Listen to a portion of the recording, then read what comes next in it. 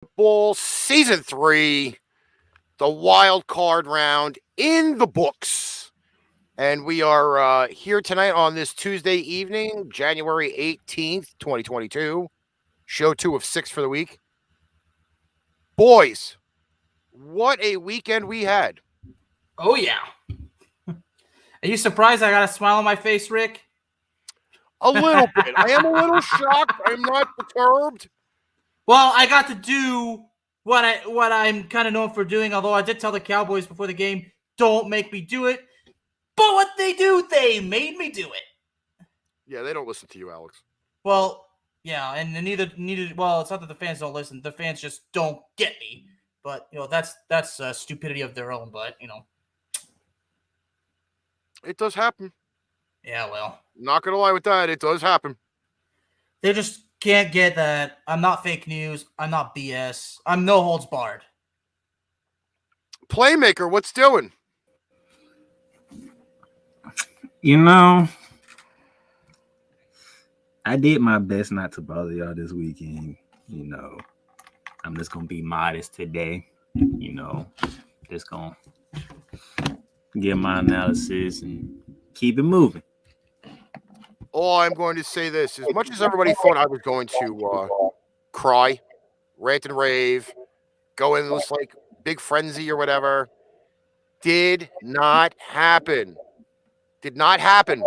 I told everybody it wasn't going to happen. Nobody listened to me. No crying? Nope. Not tears of laughter. No, Ricky was the opposite. You were trolling, brother. I was making absolute jokes the entire game on Saturday night. Not going to lie when I tell you that. But yes, I was making jokes. Why? Because I can. Wow. All right. Because you're good at it, right? Oh, yeah, I'm so good at that. I mean, you're the joker. We're going to jump into it right away. I don't know why we're echoing, but we're echoing. Oh, that would be me. Hold on. So, first game first, as we have Darnell disappear for a minute. First games first. That's usually first things first. Yes. All right, so we did have the 4:30 game, which is the reason why we didn't do ArchRivals on Saturday. We had the Las Vegas Raiders visiting the Cincinnati Bengals. The Raiders were in the number 7 spot, and the Bengals were in the number 4 seed. What's up, Mike? How's it going? Final score of this game here, Bengals 26, Raiders 19. I kind of saw this ongoing theme going on at some points, but, not for anything. It was a little bit of hijinks because the Raiders shot themselves in the foot on Saturday, and it just ended up being we're on the Pipe Bomb page on YouTube, Bernard. Yeah. Shall we talk about the controversy of that touchdown, Rick? We could talk about a lot of different things in this game. We could talk about the fact that on the screen here, it wasn't a Joe Burrow-like game. 24 of 34, 244, 2 touchdowns. Derek Carr, kind of the Derek Carr-like game. 29 of 54, 310 yards passing, a touchdown and a pick. Sacked 3 times. For some reason, he has a QBR of 39, which is peculiar for throwing over 300 yards.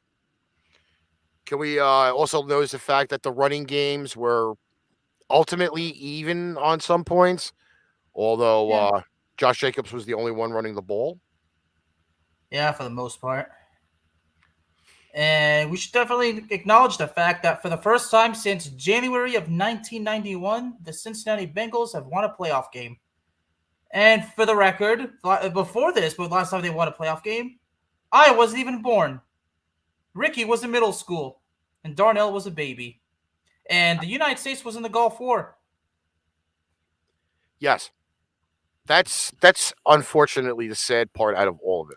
I'm a historical freak, guys, so you guys are going to have to get used to that.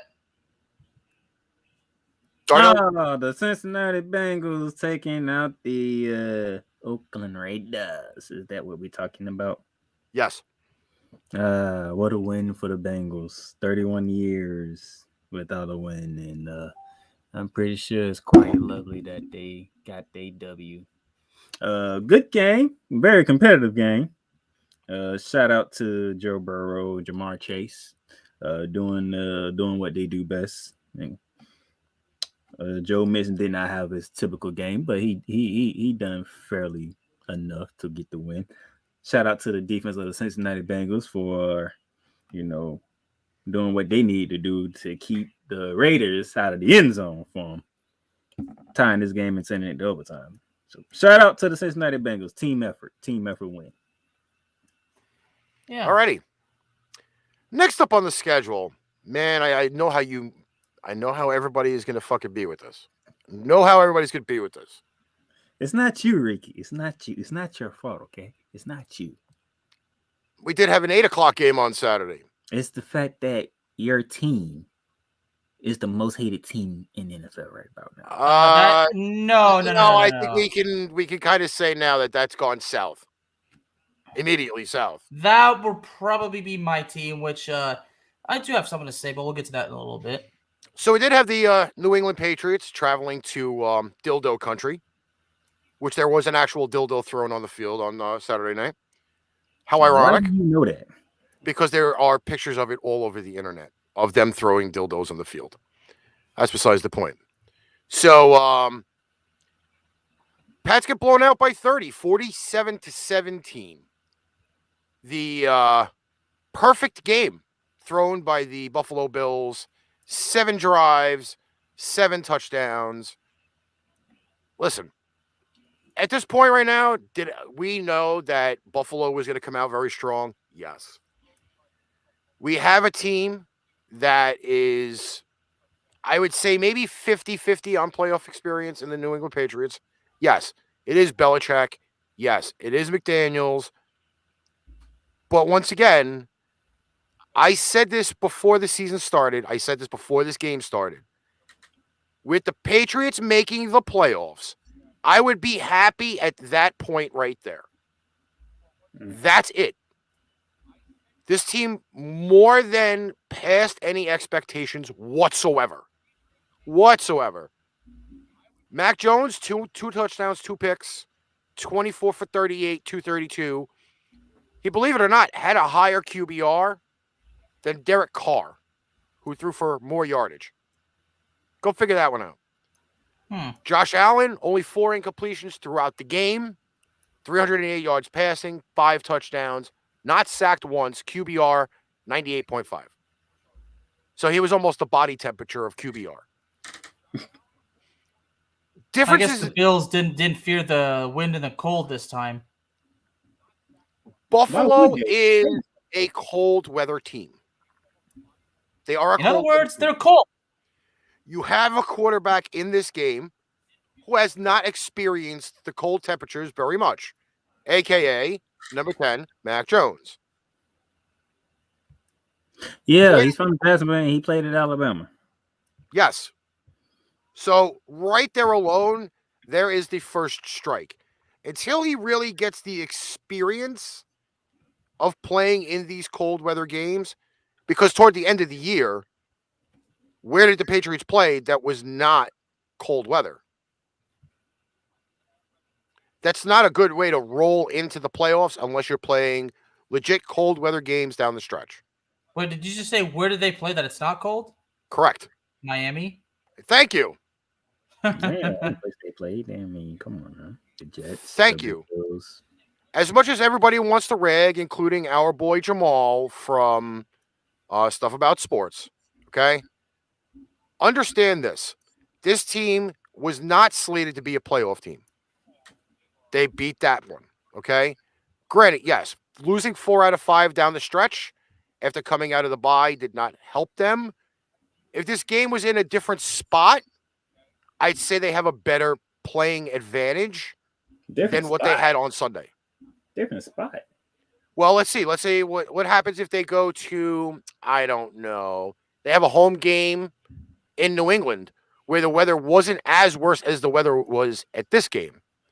Or for the matter being, let's say Cincinnati has the 3 seed instead of Buffalo. They play in Cincinnati where it's not 0 degrees at game time and -6 wind chill factor. It's a warmer climate there. Who fault is that? Cincinnati, you prick.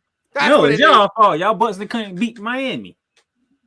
But regardless, if the seeding were different, the game would have been different. No, if y'all That's won what the I'm game, y'all saying. was supposed to win, y'all seeding would have been different.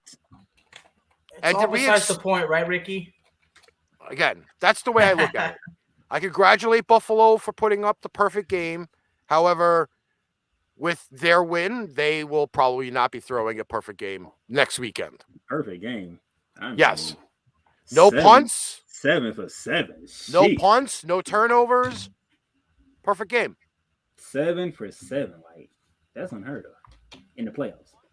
Yes, it is. Next up, Whew.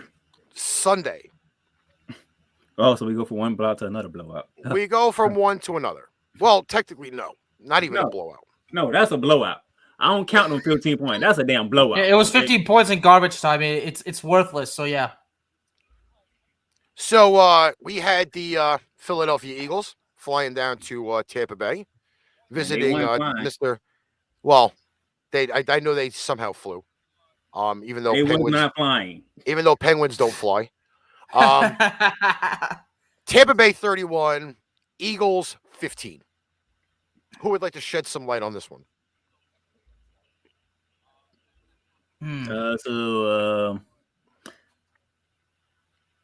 Ricky, you watched a lot of football, correct? Mm-hmm.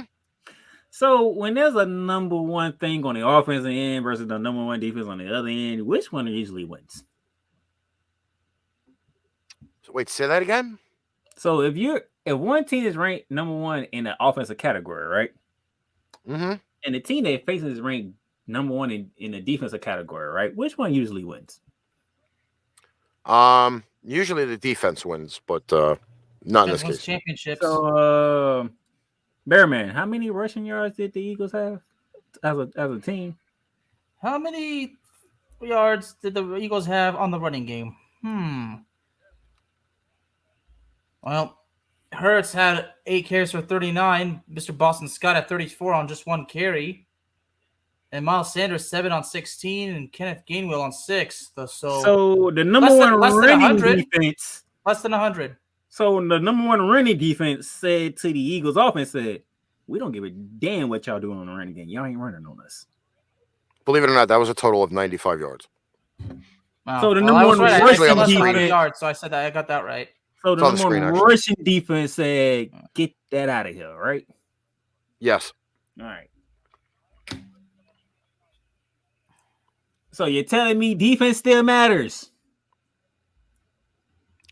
I think defense still matters. Defense wins championship, guys. There you go.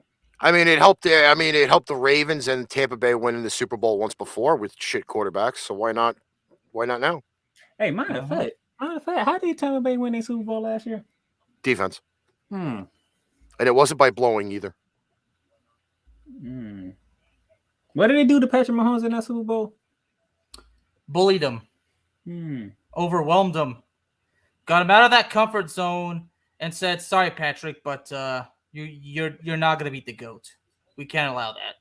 Oh, stick around, people. We're gonna talk more defense in more of these games. So I'm just giving you the upfront of what's going to be talked about. Mostly is going to be defense. But by any chance, does anybody remember me saying on Thursday last week that the Eagles didn't deserve to be in the playoffs? Yep. How you say they didn't deserve to be in the playoffs? But didn't they win 10 games? They won 10 games, but they won 9. First they won 9. However, they didn't beat a team with a winning record the entire year. Well, 0-8. Well, that's what happens when everybody else fails to do their damn job. No, that's what happens when half the league sucks. Like I said, that's what happens when people don't do their job. Well, the Eagles didn't do their job. However, I will say this, though. The game next weekend, if it ends up rolling the same way that this game did on Sunday against the Rams, Tampa Bay may actually be screwed. Because at a lot of points, Mr. Thomas Edward Brady, even though he had 40 plus touchdowns this year. Can you say some of the stuff for Thursday and not I'm just saying the analysis that's probably going to match this game here. They looked ultimately sluggish. They looked ultimately lost at some points. And the offense for the Tampa Bay Buccaneers did not look very good at all. Defense looked solid, but the offense looked like that engine with about 2 or 3 cylinders misfiring. Is the best way to put it. It is. So without Fournette, without Godwin, and there was like 2 other guys that I'm thinking about missing. Oh, the first 2 letters of the alphabet and another player. Yeah, they may actually be in trouble, but Tampa did win, so kind of good on that. Okay, so we had a watch along on Sunday. Myself, Bearman, and the Viking, who is probably dead, passed out right now after the live concert that we had on Pipe Bomb Radio NYC. We had the Dallas Cowboys hosting the San Francisco 49ers, the 4-5 matchup in the playoffs this year in the NFC. All right, so I believe somebody did pick San Francisco in this game. Yeah, you. I did say how this game was going to go, right? Mm-hmm. What are we looking at here? Dakota Prescott, 23 for 43, 254, 1 touchdown, 1 pick, a QB of 27. Repulsive. Sacked 5 times for 40 yards. Ezekiel Elliott, 12 carries, 31 yards. That Prescott ran 4 times for 27 yards. And can you move it up some, Ricky? I need to see Tony Pollard's numbers. I need to see the receivers numbers. 4 carries for 14 yards for Pollard. All right, receivers. Where are my receivers at? Amari Cooper, CeeDee Lamb, where my stars at? They're not there. Dalton Schultz led the way, 7 catches, 89 yards. CeeDee Lamb, 1 catch for 21 yards. Amari Cooper, 6 catches, 61 yards, a touchdown. I mean, okay. He did something along with Dalton Schultz and Cedric Wilson. But where my stars at? Oh, by the way. Brandon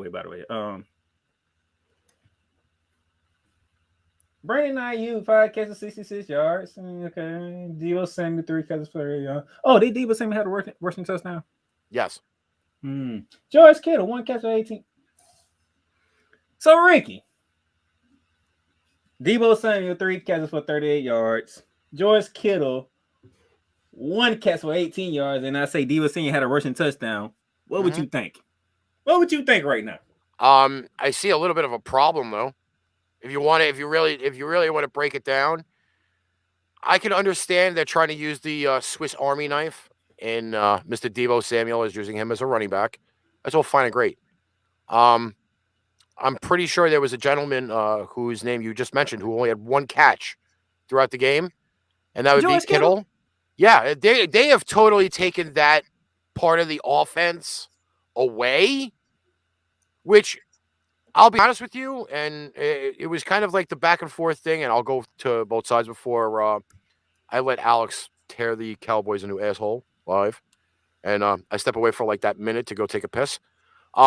Just give me my credit, okay, Bearman? Just give me my credit because it's one person. Well, I just like it. I will have a rant before I have to let you guys go because it is my birthday and it's going to be time for my birthday dinner. But you know what? Go ahead.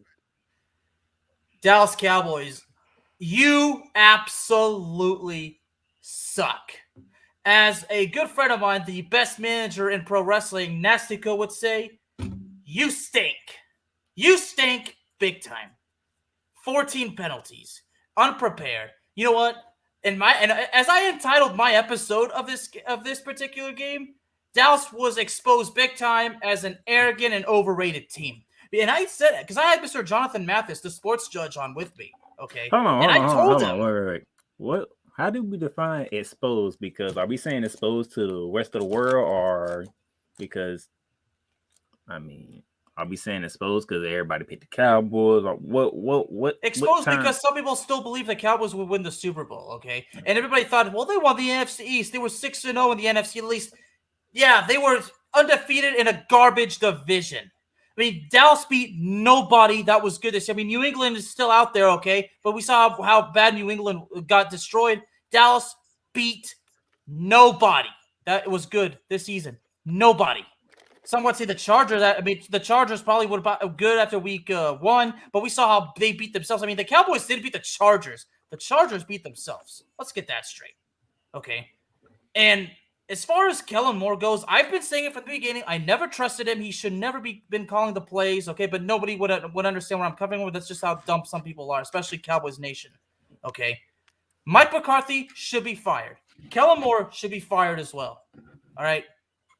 Mike McCarthy obviously didn't have the team prepared, and then for Mike McCarthy to actually blame the refs on this and Dak Prescott doing the same, because Dak Prescott actually was told that when the trash was being thrown at the refs, he said, and I quote, well, good on them, unquote, if that's what he said. But y'all know what he said. Oh, I think he said, well, credit to them then. That's actually what he said. The bottom line is Prescott, in a sense, was blaming the refs too. I mean, how pathetic. Ricky, I get it. As far as Prescott goes, his offensive line was trash, okay? But Prescott too was horrible. Ricky, right? I got a question. Yeah.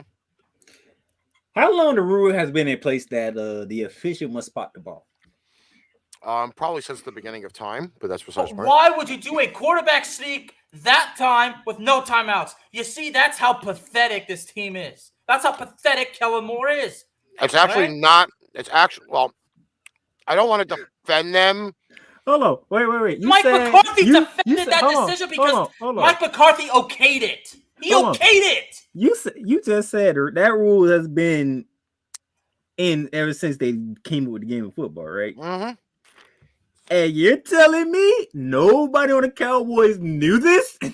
Listen, I'm gonna kind of defend the play call. Okay, I'm not defending anybody on the actual team. So okay, I'm with Ricky on that. The play call, I can see why you called it. But the fact that nobody knew to get a ball to the official so he can spot the ball, nobody knew. You thought y'all can spot the ball your damn selves and try to clock it? Again, I'm not gonna totally undermine the call. In actuality, it's a good call. However, should it have been done earlier in the drive? Yes. Not with that little bit of amount of time on the field. Not with the play call, the way that they sent the receivers down the field. Okay? If you know you were going to run that play, then you run that play, but you do not make it so that way you prevent yourself from not being able to stop the clock. Okay? That is the honest point. Because it's a little bit easier to throw a 20-yard pass than it is to throw a 30-yard pass. For once, I actually saw a defensive coordinator send out a defense that absolutely left the whole middle of the field wide open and took away the sidelines. They had 3 guys patrolling the sidelines on either side. That actually is a more viable play to do than anything else. Okay? But you know what? There were a lot of other things that you could kind of, and as we watched the game, and I'm calling them out, some of the calls that were done in the game should have gone both ways. There were quite a few times that I saw false starts on the 49ers, or some of the holding penalties that I saw were not called. Okay, again, you're going to actually go after the referees because Dallas had 14 penalties. 14, you can't win like that. They brought them on themselves. They did. But I did not see a lot of the time that it was not balanced between both sides. No. I mean, officiating has gone horrible as far as sports goes, okay? But the Cowboys, unprepared, arrogant, okay? Nothing went right. The shift goes from Dak Prescott for his inconsistency and his inability to win the big games to the offensive line struggling, okay, to the horrible play calling by Kellen Moore and for the terrible coaching by Mike McCarthy. I'm telling you, Mike McCarthy and Kellen Moore need to be gone. I cannot trust McCarthy anymore. And the fact is, I was happy for the hiring because obviously the fact that we were stuck with Jason Garrett for so long, okay? But now I see how embarrassing it was the fact that I was in favor of it. I mean, I regret being happy for the Mike McCarthy hiring because we've done nothing. And the Cowboys only have 3 playoff wins since 1995. 3. How long Mike McCarthy That's been the head coach of the pathetic. Cowboys? 2 years now. Okay, so It's clearly obvious it's not going to go anywhere. Okay, you might as well just get rid of him and go back to the drawing board. Year one, you had a whole bunch of injuries. You do remember that, right? Yeah, I do remember that. So you can't really count year one because year one was just ridiculous in itself. But we saw this year went. Okay, we saw all the mistakes. It's clearly obvious it's not going to improve. Kellen Moore's been here since 2019 as the play caller. Kellen Moore's been around here forever. Kellen Moore, I never trusted the guy. Kellen Moore should have never been in this position. Here's the thing, though. Gone. The mistakes is happening to your star players, not the unknown players. Randy Gregory, why is you tackling the offensive line? Why? What sense does that make? Like I said, the team exposed as arrogant and overrated. Okay, they were probably exposed to that against the Broncos, but now against the 49ers, it was basically uncovered more than ever. We just saw how bad the Cowboys truly were when they actually thought that they were good. That's the arrogance right there. Like I said, as I'm about to leave, and I hate to break out the party because it is my birthday, the Cowboys did not beat anybody good. So therefore, I don't care if they were 12-5. I don't care that they were 6-0 in a crappy division. The Cowboys were garbage all year. I'm sorry that you got to go because you can't enjoy my victory with me. I can't enjoy anything because I didn't watch the last 2 games. All right, gentlemen. That really tells me how much that game hurt you. You gonna play the song for me, Ricky, later? I'm gonna post it on your page. All right. Well, thank you guys very much. Good night, everybody. Okay. 8:15 on a Sunday. I normally am sitting here watching the game. However, I was completely exhausted from watching the first 2 and having to scream at my. You exhausted from watching football? Well, normally during games I get up a lot, and during the watch along, I think I got up twice. So, being the fact that it was about 70 degrees in my house and 20 degrees outside, fail comparisons when you go to get back up and sit back down from hot to cold. Kansas City Chiefs hosting the Pittsburgh Steelers, who once again had squeaked in via a field goal by the Oakland Raiders the weekend of Week 18. Kansas City 42, Pittsburgh 21. Are we really surprised? Surprised a little bit. And the reason why this was the only game that was a double-digit favorite. And I actually covered for a change. Mahomes, 30 of 39, 404, 5 touchdowns and a pick. Sacked 3 times. Travis Kelce threw a touchdown pass for 2 yards. Big Ben, 29 of 44, 215, 2 scores, no turnovers. However, he had a QBR of 15. I know I have to figure out how this QBR shit works because, damn, if you have no turnovers, how do you have such a tiny QBR? You only got sacked twice. Exactly, for only 14 yards. So that's, again. Well, he was not as efficient as Patrick Mahomes was. That's 30 for 39. Like, goddamn. No, but also for the same right, though, the Kansas City running game was a lot more efficient. Jarrett McKinnon, 12 carries, 61 yards. Mahomes, 3 for 29. Najee Harris, only 12 carries for 29 yards. He was injured. He ain't look right. He was injured. I hate to say it. That defense looked a lot better than what I expected it to be. I'll be honest with you on that. Because in the second half, you barely saw Najee Harris. Mm-hmm. Which I think was also another, again, big key. But from what I did see of the game, the first, I think it was like 7 drives, all resorted into punts. And I think that's pretty much a way to maybe go to sleep because I thought the game was very sluggish at the beginning for both teams. Like I said, they mucked it up the first few drives. Mucked up bad. But Patrick Mahomes became Patrick Mahomes. And it's unfortunate that I thought they would have done a little bit better thing for Ben at the end, but it was a lowly walk down the tunnel back to the locker room into what I'm pretty sure is the last game of Big Ben's career. Things happen, man. These things happen. It's unfortunate, but these things happen. I kind of say the Steelers didn't stand up for him, pretty much. That's why I kind of look at it a little bit. I mean, this is the same team that beat them 30. Right? Was it 31-10? Yeah.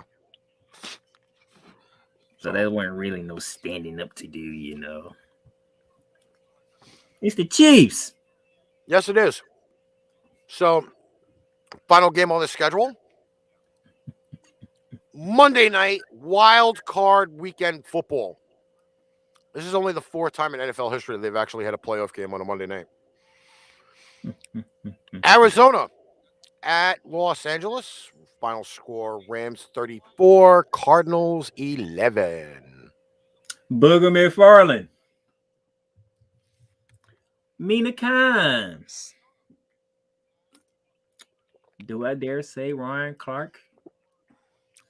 Trying to think of some more people. Kurt Warner. I wonder how they feeling. I don't know. They may feel a little bit butthurt. I mean, what? I'm gonna let you tell it. What did the Rams hear all week long before this game? I don't know. I wasn't paying attention, to be honest. Can you trust Matthew Stafford? Is Matthew Stafford going to turn the ball over? He never won a playoff game. Is Sean McVay or Matthew Stafford under more pressure? I trust Kyler Murray more than Matthew Stafford.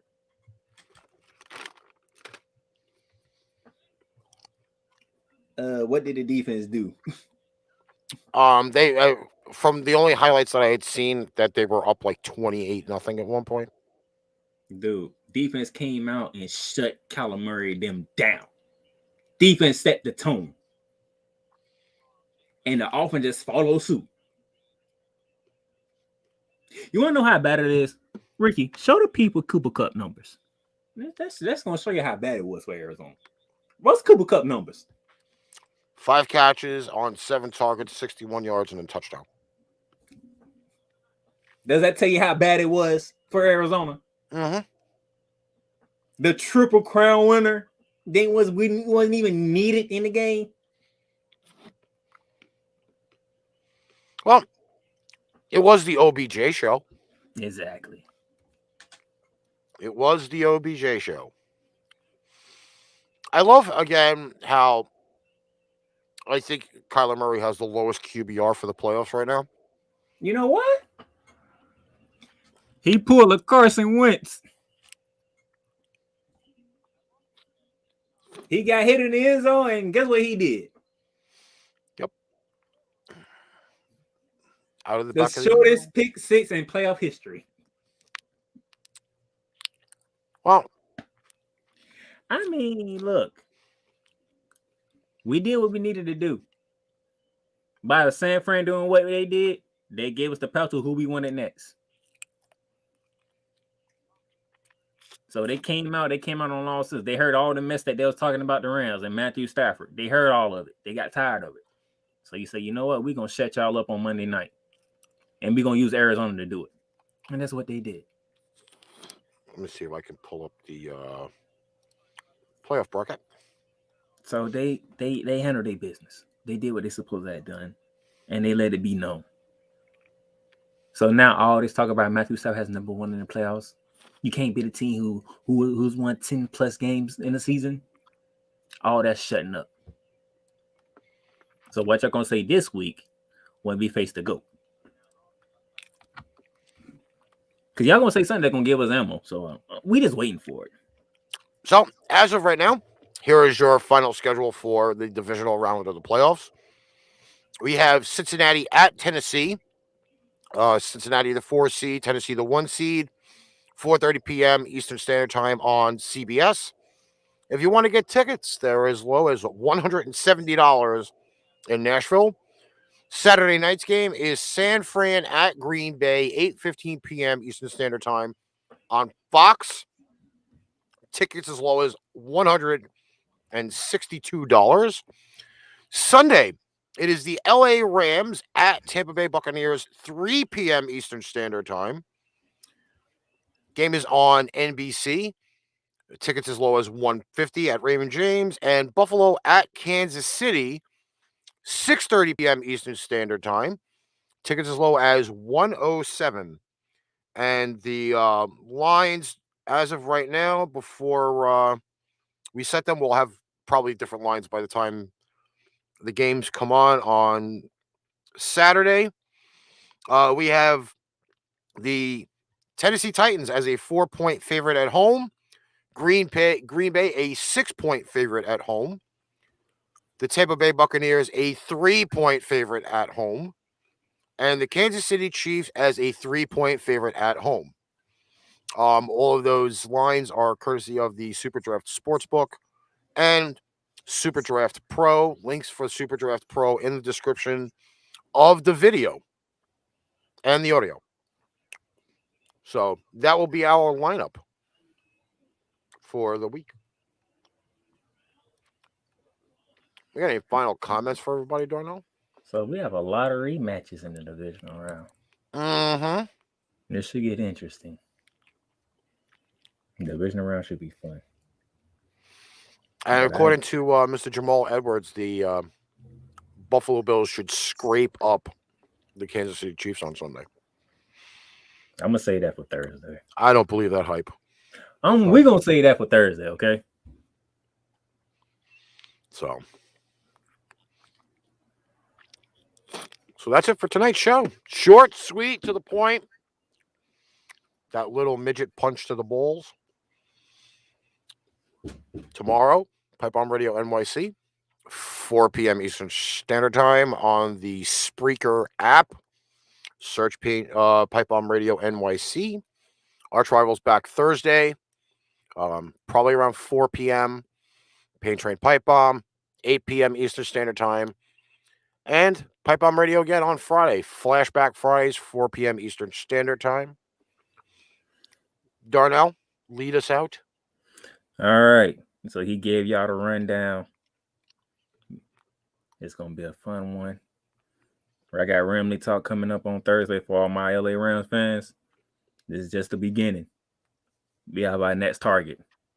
You know what we need to do. I'll talk rest of it on Thursday on ArchRivals with Ricky and Alex. And then Flashback Friday. So shout out to my boys. They did their thing. Let's move on. We got to go down to Tampa now. On behalf of the Playmaker and the birthday boy, the Bear Man, I'm the Prez, and we're out of here.